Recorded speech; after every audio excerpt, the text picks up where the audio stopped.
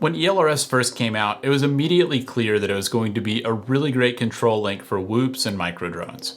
The combination of the small size, low price, and great performance of these receivers meant that it's an obvious choice to use in these smaller and often cheaper builds. But a lot has changed for ELRS since it came out. My first video on the technology was almost a year ago now, and since then there have been a lot of improvements in the technology, a lot of firmware updates, and a lot of new products. In this video, I wanted to take a look at some of these newer ELRS receivers and put them through some tests to help you decide which one of these might be the best choice for your next Whoop build. So what we're gonna do is I'm gonna introduce you to the contenders that we're gonna be trying out today, and then I'll show you what tests I did and go through those results, and then I'll give you some key takeaways so that you can make that decision for yourself. Let's go ahead and jump into it. Our first contender is this UZ85, and it's got what I would consider to be the reigning champion of ELRS, the Happymodel EP2 receiver. Our next contender is the Happymodel Mobula7 HDZero, and this one has an all-in-one flight controller that has ELRS built into it.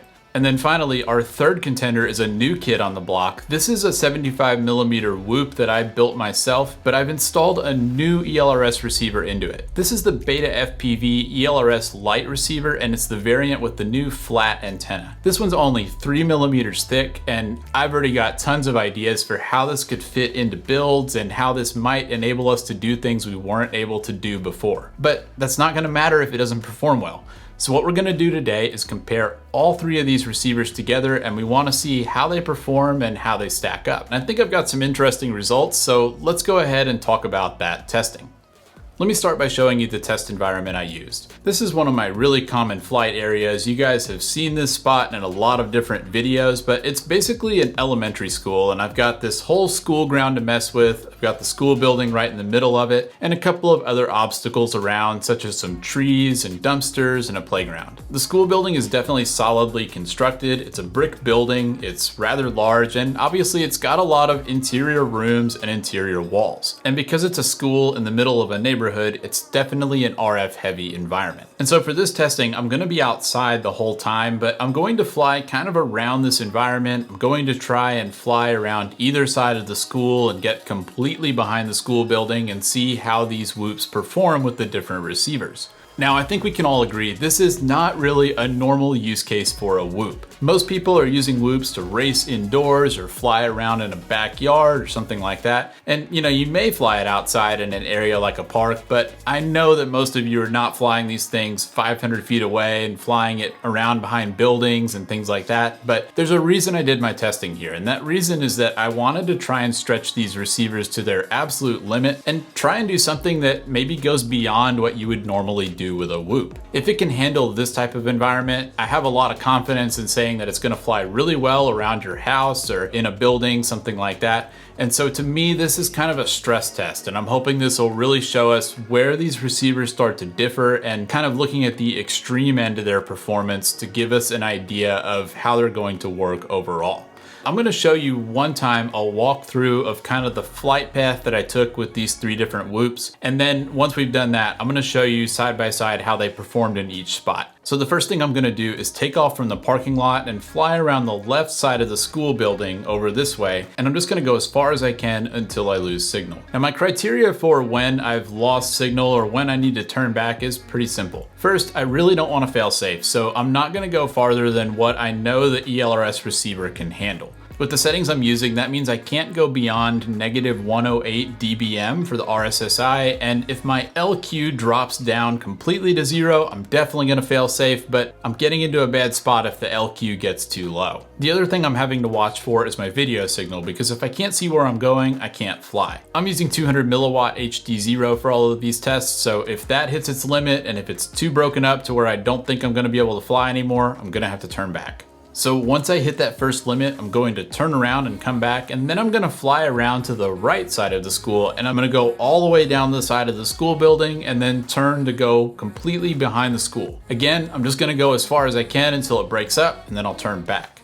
I should also say that this point in the back is over 500 feet away from where I'm standing, so we're getting some pretty good range there, and a lot of that is going straight through the building. Once we've hit that limit in the back, we'll go ahead and come back, and I'm gonna fly over to where this metal playground is. You can see there's some metal playground bars, and that should mess with the signal a little bit. You know, I felt like this is kind of a more normal Whoop environment. A lot of people like to fly around playgrounds and things like that, so I thought it'd be cool to test. This playground is still around 500 feet away from the takeoff position. There's not really a building in the way, but it is quite a bit of distance on the ground. And then for the final test, I flew into this closer area that's maybe only around 200 feet away from the takeoff position, but there is a wall in between me and the drone, as well as these metal dumpsters. I did my best to kind of tuck the Whoop in right up against the metal dumpster. That's a pretty tough environment for this signal to get around, and I thought it would make for a good stress test to these receivers. The last thing I'll mention is that for these tests, my transmitter was the Jumper T Pro. I had the power set to 250 milliwatts. I felt like that was kind of a good normal level that most transmitters can do. I did turn dynamic power off for ELRS just so that the numbers would be consistent and we wouldn't have to wonder whether the transmitter needed to increase its output power or anything like that. I had my packet rate set on 250 Hertz for these tests, which means that theoretically my maximum RSSI dBm is -108. So with all that said, let's take a look at the test cases. Let's go ahead and start with the first test on the left side of the school building. I'm going to stop here and show you the RSSI and LQ of all three of the receivers side by side, and this is right around at the limit where I had to turn back with each of these drones. We can see here that the EP2 and the all-in-one receiver really performed pretty similarly. So we're getting around -93 to 94 dBm. The link quality for the all-in-one was really good. It's in the 90s. You can see for the EP2, it's a little bit lower. I got it down to about 53 in this spot, but I do think the EP2 is a little bit farther away from me than the all-in-one, so maybe that's the reason the link quality is lower. And then you can see that the flat antenna receiver didn't perform as well. So we hit -107 dBm with the link quality down in the 70s, and that RSSI is really close to the failsafe. So remember, -108 is just really as far as you can go, and we were right in that range. I wouldn't normally want to fly quite this far away, but I've got to admit the receiver didn't fail safe, so I was able to fly it back from this point. I didn't have any control issues and nothing went wrong in this test.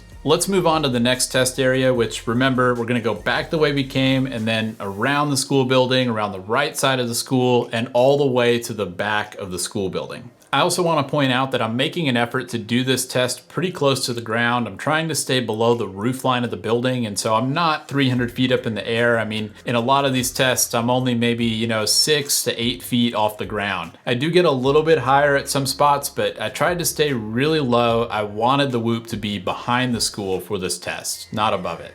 So here we are at that extreme point behind the school, and let's take a look at the results here. Again, we've got the EP2 and the all-in-one receiver very close. They're both at around -96 dBm, which is a totally fine signal. It's totally usable. But I noticed a really big difference in the LQ between these. So the all-in-one, you can see I've got 96 LQ, which is almost a perfect signal. I've got no complaints there. But that EP2 was really low. You can see that I actually got it down to 11 LQ at one point, which is uncomfortably close to a failsafe. I don't know why these two are so different here. The RSSI is very similar, but for some reason I was dropping a lot of packets on the EP2.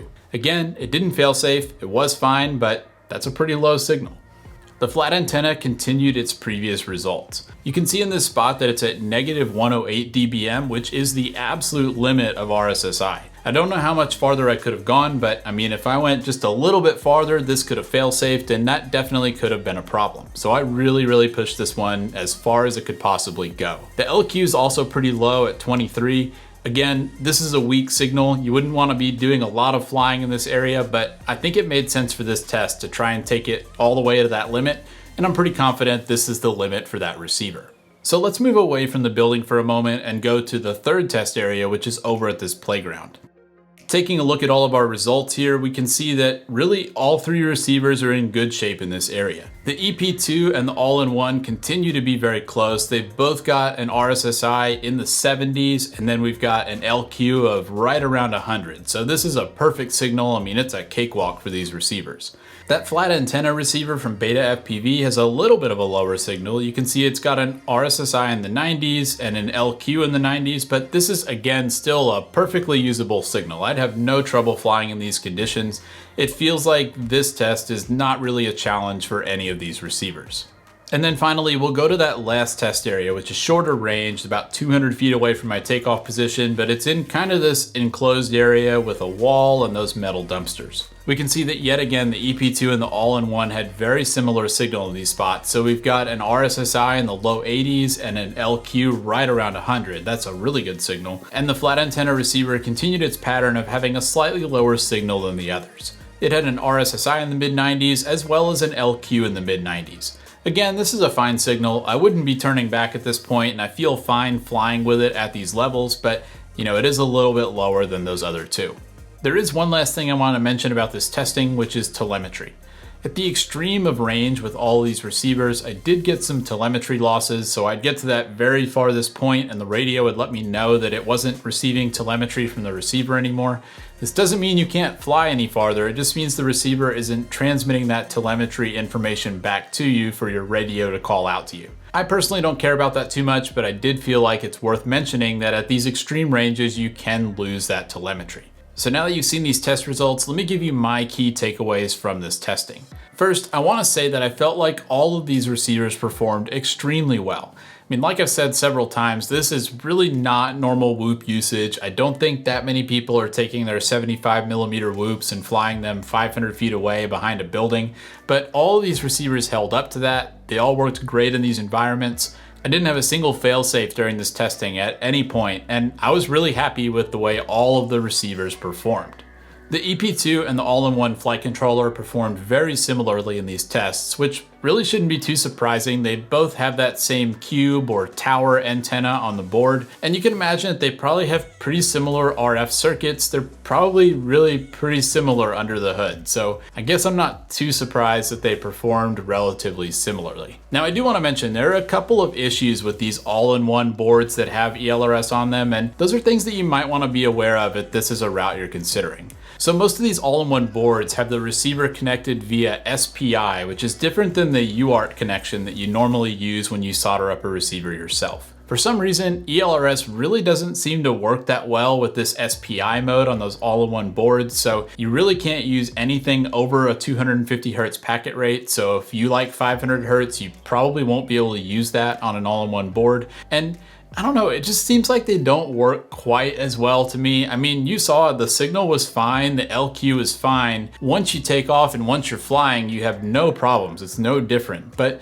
for some reason, for me with those all-in-one boards, sometimes I feel like it takes a moment for my transmitter to connect to it. Like I sometimes have to wait 10 seconds or something for it to connect. Whereas with the standalone receivers, it seems like it's instantaneous. So I don't know what the deal is with that. I kind of don't like the SPI. I really wish what manufacturers would do is just have a standalone ELRS receiver built into the board. The other reason this would be nice is that when you have that all-in-one with the ELRS connected via SPI, you lose the ability to update the ELRS firmware independently. So you've got to update the flight controller firmware and your Betaflight version if you want to take up any new changes in ELRS. That's kind of a downside. I'd really like to be able to use the ELRS configurator to load the latest firmware onto that receiver without touching my flight controller. Let's also take a closer look at the BETAFPV ELRS Lite Receiver with the flat antenna. In all the cases, it didn't perform as well as those receivers. I mean, the signal was always lower than those two, but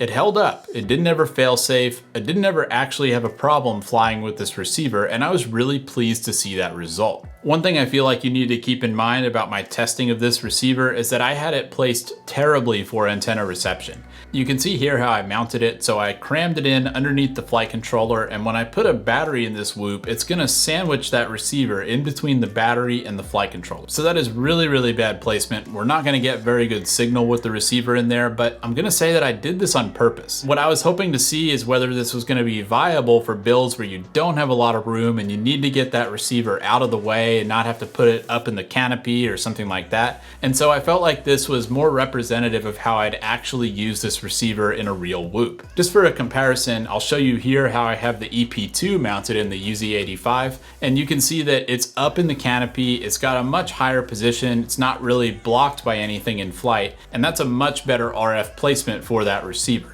So I think that does account for a little bit of the difference we were seeing in these results, and I think it makes the flat antenna receiver that much more impressive. If you're used to flying in more of a house situation, you know, in your backyard or inside your house or around your house, I did do a brief test with this receiver doing that as well. And in this test, I flew around to the front of my house, and when I'm in the front of my house here, I'm sitting in my backyard and I'm facing completely away from the drone. The radio signal's having to go through my body, through my house, through this tree, and over to the whoop. And you can see that I'm still getting good signal. I didn't have any trouble flying all the way around the house or doing anything like that. So if your environment is flying around a house, flying in a neighborhood, I don't think you're ever going to hit a limitation with this flat antenna receiver. It is slightly longer than the EP2, only by a little bit, but it's only 3 millimeters thick, so it's much thinner than the EP2 and it can cram into some of those smaller spaces. One thing I did find a little bit surprising is that you don't get any weight savings with this flat antenna receiver. In fact, it's actually a little bit heavier than the EP2. The EP2 came in at about 0.47 grams on my scale, and this new flat antenna receiver came in at 0.53 grams. Now that's a very minor difference. I mean, it's practically negligible, but it is a little bit heavier, and I just thought it was interesting that it wasn't lighter than the EP2. Last thing I'll mention on this receiver is that it does use normal ELRS. You can update this receiver with the normal ELRS configurator. You can load normal ELRS on it, and I did that for a lot of this testing, so you don't have anything to worry about there. So all right, you've seen the test results. I've kind of pointed out some of the things that I saw in each one, and now you're wondering which of these things should I use in my next Whoop build. First, we've got the Happymodel EP2, or really any of those standalone ELRS receivers with that tower or cube antenna. To me, this one's still kind of the standard ELRS receiver. It's got great performance. I didn't have any troubles with signal in any of this testing. It's always performed really well for me across many drones, many flights, and it's just a great little receiver. On the other hand, you've got these all-in-one flight controllers with ELRS built in. These performed really well in my testing. I mean, they performed just as well as the EP2 as long as you don't need a 500 hertz packet rate with your ELRS. I love having this built into the flight controller. You know, they say the best part is no part, and I like that I don't have to solder wires and I don't have to figure out where to place the receiver on the build. That's all really nice. It's great having that built in. One thing I will say against those all-in-one boards is that because that antenna sticks up, it can make it hard to stack into a build. So if you're doing something like an HDZero whoop where you want to have that all-in-one flight controller and then have the VTX on top of it, that antenna sticking up off the board does kind of limit how small that stack can be, and that's a little bit of a downside. But the biggest problem you're going to have with this all-in-one option is just finding an all-in-one board that's going to work for your build. It can still be hard to find one that's in the right form factor you need and has the right features. So if you need 12 amp ESCs or something like that, it can be hard to find a flight controller that meets all of those specifications. The one that I used in this test, which is from the Happymodel Mobula7 HDZero, actually still isn't available for separate purchase. I mean, this drone came out months ago and you still can't buy that all-in-one board as a separate product. You might just not be able to get an all-in-one that you need to put into a whoop. So I think it's a great option if you can find it. I mean, if I was building a whoop, I'd probably pick an all-in-one if I could get one with the size and features I needed, but it's really just going to depend on whether you can find one. And then finally, we've got the newcomer, this BETAFPV ELRS Lite Receiver with the flat antenna. I was really excited to test this one. I mean, when I first saw it, it kind of gave me that same feeling I got when I saw the first EP2 receiver, where it's just hard to believe how small it is. I feel like this is going to be great to cram into those small builds and kind of gives you more options for where you place your receiver. It didn't perform quite as well as the EP2 or the all-in-one receiver, so if you're pushing to absolute maximum range, then you might not want to use this, but I know that for me, with how I fly whoops normally when I'm not doing crazy testing like this, A receiver like this is going to be just fine for what I need. I'd have no problems flying this around my house or in my yard, or even going out a little bit farther on occasion.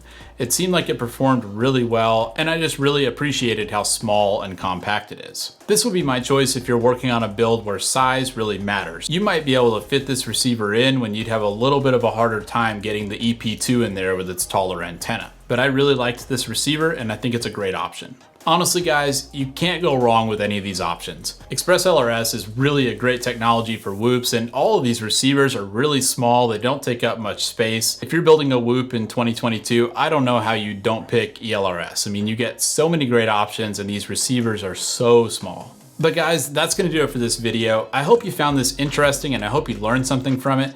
I hope this testing helps give you an idea of which of these receivers is gonna be the best choice for you for your next whoop build. I'd love to hear from you, so leave me a comment down below and let me know which of the receivers you're most interested in. If you did enjoy this video, I'd encourage you to subscribe to my channel. This is the content I like to make. I love doing tests like this, and you'll see a lot of them on my channel, and so I'd love to have you around for the ride for upcoming videos.